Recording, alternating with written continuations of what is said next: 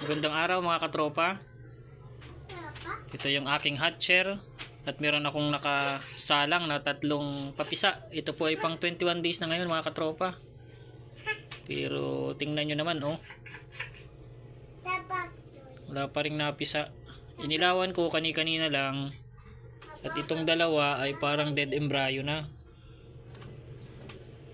Ito naman parang gumagalaw pa siya. Kaya bibigyan ko pa ng isang araw na palugit. Tingnan natin kung mapisa pa.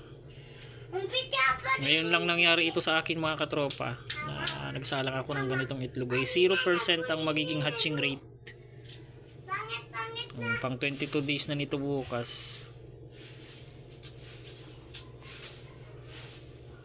Dati yung mga sinasalang ko dito nung nakaraang taon ng mga brown eggs, medyo mataas naman ang hatching rate nila. Kahit medyo makapal yung kanilang shell, ay 20 days hanggang 21 days nagka-crack na.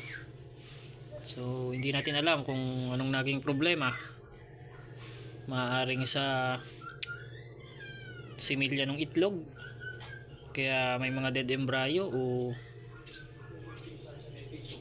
dito sa aking incubator, o kaya dun sa humidity kasi malamig nung mga nakaraang araw. Baka sa humidity ang naging problema.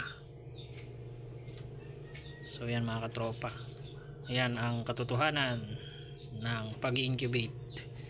Di lahat ng oras ay may napipisa. Ayun lang mga katropa. Happy farming! Bye bye!